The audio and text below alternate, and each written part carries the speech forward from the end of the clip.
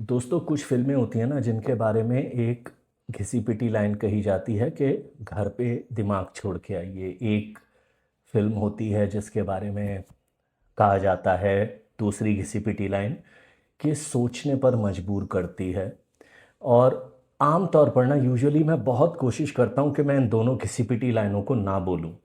लेकिन मैंने देखी कल ज़ी5 पर सतलज, और सचमुच ये फ़िल्म आपको सोचने पर मजबूर करती है।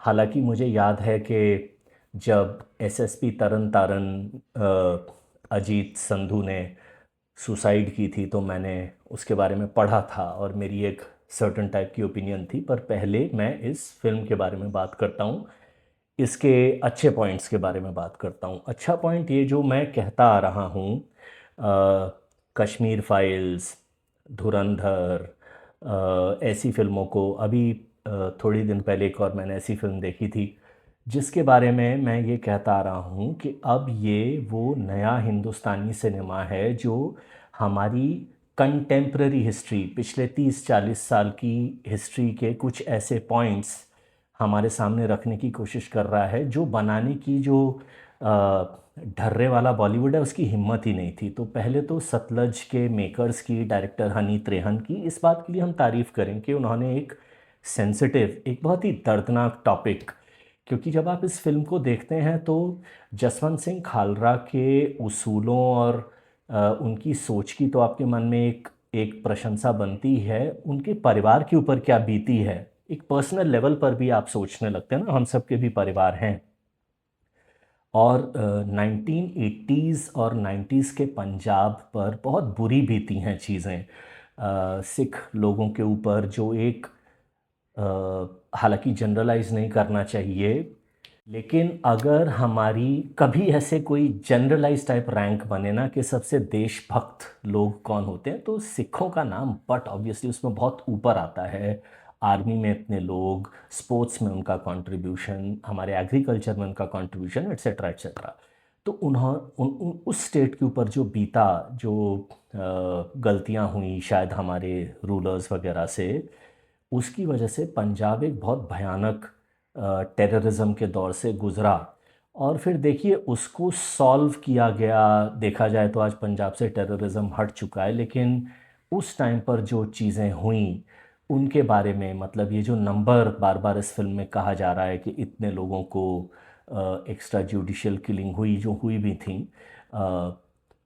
उस पर ये फिल्म रोशनी डालती है। और जिस ढंग से दिखाया गया है कि कैसे लाशें आ रही हैं, एक पर्टिकुलर सीन तो आपको बहुत हिलाएगा कि एक औरत को लेके आते हैं कि ये मर चुकी है, लेकिन वो ज़िंदा हो जा रहती है, फिर उसे वापस ले जाके फिर मारते हैं और फिर लेके आते हैं। सॉरी मैं स्पॉइलर दे रहा हूँ, बट इसके बिना यही जो अच्छे पॉइंट्स हैं ना, वो भयानकता जिससे पंजाब गुजरा, उसको इस फिल्म ने दिखाने की कोशिश की है फॉर श्योर। और भी अच्छे पॉइंट्स जैसे कैरेक्टर्स की परफॉर्मेंसेस, जैसे दिलजीत दोसांझ, ऑब्वियसली उनकी पत्नी का जिन्होंने रोल किया है, अर्जुन रामपाल सीबीआई ऑफिसर समुद्र सिंह के रोल में।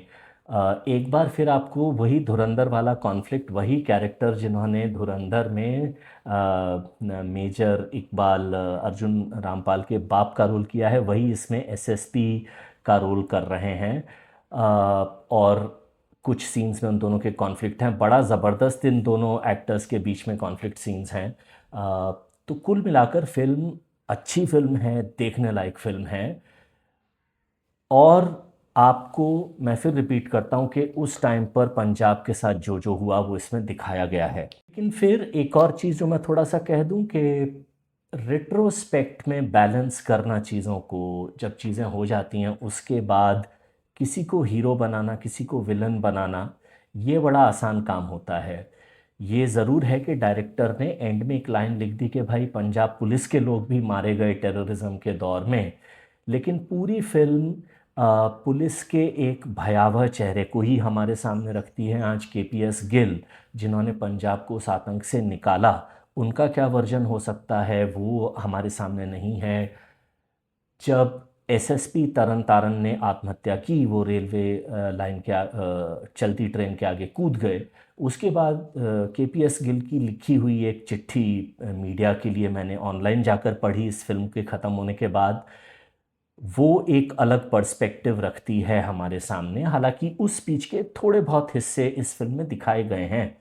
एनीवेज, मैं ना जजमेंट लेना चाहूँगा क्योंकि बहुत ही इंसेंसिटिव होगा जिन लोगों ने अपने परिवारों को खोया, उनके और मैं होता भी कौन हूँ यार इस टाइप के कुछ भी लेक्चर देने वाला। ऑल इन ऑल एक अच्छी बनाई गई फिल्म है। लेकिन वही वाली बात, जैसे एंड में दिखा रहे हैं कि कुलदीप सिंह जो आई विटनेस था, वो मरा हुआ पाया गया सीआरपीएफ के प्रोटेक्शन में भी। मैंने गूगल सर्च जाके करी, जो दो की विटनेस थे कुलजीत सिंह और किरपाल सिंह, दोनों काफ़ी टाइम के बाद नेचुरल कॉजेज से मरे, ये बात है सच्चाई। तो ऐसे ये क्यों कहा डायरेक्टर ने एंड में, मुझे समझ में नहीं आया। पर मैं फिर भी कहूँगा एक अच्छी फिल्म है, एक सेंसिटिव टॉपिक पर हमारा ध्यान खींचने वाली फिल्म है। यही वो फिल्में हैं जो हमें देखनी चाहिए, क्योंकि कभी कोई काउंटर फिल्म बना देगा, वो अपना पर्सपेक्टिव रखेगा, बट ऐसी फिल्में रिलीज़ की जानी चाहिए। सेंसर ने इसको क्यों रोका मुझे समझ में नहीं आया। हम हिंदुस्तानियों में समझ है कि हम अपने फैसले खुद कर सकते हैं, तो ऐसी फिल्में आपको देखनी चाहिए।